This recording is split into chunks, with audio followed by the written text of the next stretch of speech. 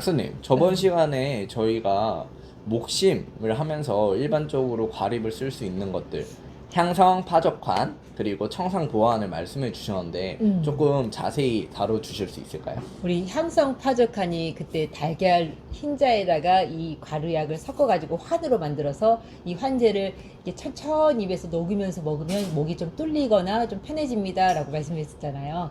향성 파적한에는 연교 길경, 연교 길경. 가자 아선약, 네. 그리고 청궁 사인 박하, 네. 그리고 대황, 네. 감초가 들어있어요. 음. 자, 연교하고 길경은 폐 쪽의 열에 의해서 이 기관지가 약간 붓거나 가래가 생겼을 때 이걸 좀 풀어주는 약. 네. 그리고 가자하고 아선약은 폐에 약간의 열로 폐와 기관지가 전체적으로 좀 부어있을 때 이 열을 식혀주고 약간 수렴해주는 약. 수렴이라는 것은 뭔가 상처가 있을 때도 수렴이 될 수 있겠고, 예를 들어 출혈이 될 때도 수렴이 될 수 있겠고, 또는 약간 통증이 있을 때도 수렴을 하면 통증이 덜해질 수 있겠고, 네. 그리고 청궁 사인 박하는 청궁이 혈액순환을 촉진해주고 사인이 위장을 좀 자극하면서 방향성으로 자극성이 있거든요. 네. 그리고 박하도 우리가 향기를 맡았을 때 굉장히 자극성이 있으면서 좀 뻥 뚫리잖아요. 네. 그래서 천궁 사인 박하를 쓰므로써 혈액순환을 시키면서 경맥이 잘 소통돼서 기가 좀 뚫어지게 하는 약. 네. 그리고 대왕은 소화기관과 대장에 쌓여있는 열기를 풀어 내려줌으로써 변비를 해소하는 약인데 열과 어혈을 좀 풀어서 내려주는 약.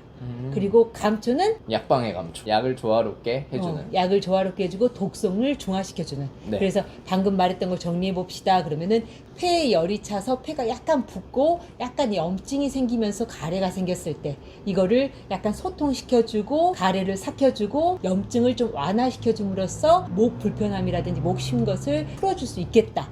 또는 입안에 머물고 있으면은 그 자체가 이 인후를 자극함으로써 경맥이 활동되면서 조금 목 쉰 게 빨리 좋아질 수 있겠다. 네. 그런데 선생님이 청상보완도 이야기했잖아요. 네네. 이 청상보완은 폐를 촉촉하게 하고 신장을 촉촉하게 해서 폐와 신장이 음액 부족으로 인해서 목 신소리가 나거나 목이 불편한 게 오래 갔을 때 이를 근본적으로 해결하기 위해서 아침 저녁으로 좀 꾸준히 먹었으면 좋겠다라고 했었잖아요. 네. 그때 쓰는 청상보완은 육미지향탕 성분인 쑥지향, 산약, 산수유, 텍사, 복령, 목단피가 들어있어요.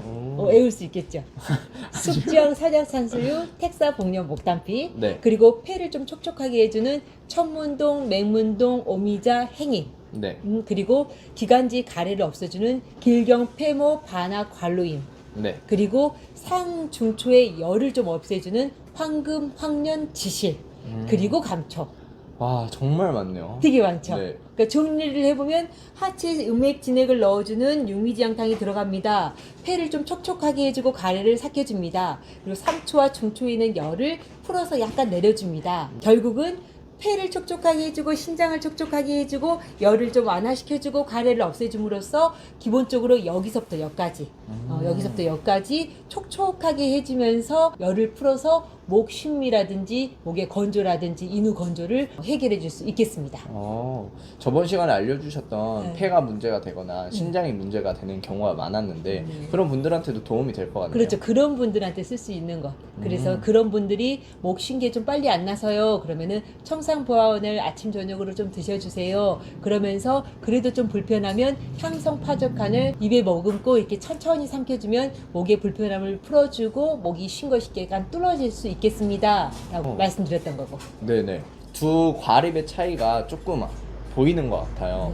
그러면 이 과립을 쓸 때 당연히 주의할 게 있겠죠? 네. 혹시 어떤 부분을 주의할까요? 일단은 이제 향성파적한 같은 경우에는 이게 목이 불편한 것을 순간적으로 이렇게 뚫어주는 약이 있고 그게 근본 치료는 아니다 보니까 이것만 장기적으로 쓰시는 것도 좋지 않겠습니다 라고 할 거고 네. 그리고 청상보완 같은 경우에도 음액 진액을 보충해주는 약초고 약간 찬성질의 약이기 때문에 평소 때 소화가 안 됩니다 또는 평소 때 설사를 자주 합니다 어떤 담적병이라든지 위장의 긴장으로 인해서 상열 하냉이 된 경우 즉 상체는 열이 차고 하체가 냉해져 버린 사람한테도 전체적인 음액 진액을 보충해주면서 열을 풀어주는 약은 계속 쓰면 안 될 것 같습니다 하는 거고. 네네. 정리를 해보면 향성 파적화는 장기 복용하면 안 되고 그다음 청상 보완은 위장이 약하신 분들 설사하시는 분들이고요. 네, 뭐 그런 찬성분이 있으니까 네. 그런 분들 주의해야 된다. 네, 뭐 담즙병이 있거나 아, 맞아. 또는 상열 반응이 있으신 분들도 기본적으로 인체 전체가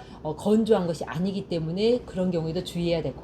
네네. 근데 저번에 어린이도 목 쉰 소리가 있다고 했는데 네. 어린이들도 목이 쉬었을 때 이런 거 써도 될까요?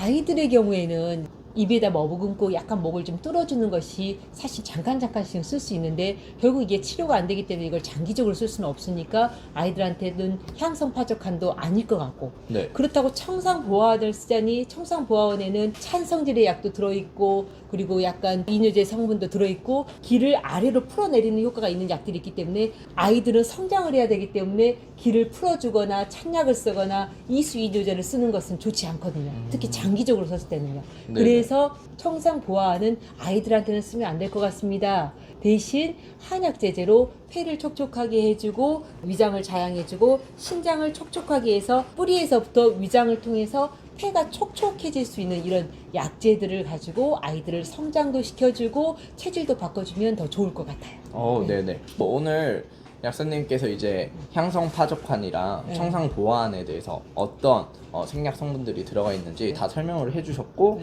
어떤 점을 주의해야 되고 네. 그리고 아이들은 어떻게 바라봐야 되는지까지 네. 다 설명해 주셨던 것 같아요. 네네. 오늘 저희들의 이야기가 오랫동안 목이 쉬어 낫지 않거나 체질적으로 목이 잘 쉬는 분들께 한방 과립제론 이를 어떻게 도울 수 있는지에 대한 유익한 내용이 되었길 바라며 그럼 다음 시간까지 안녕히 계세요.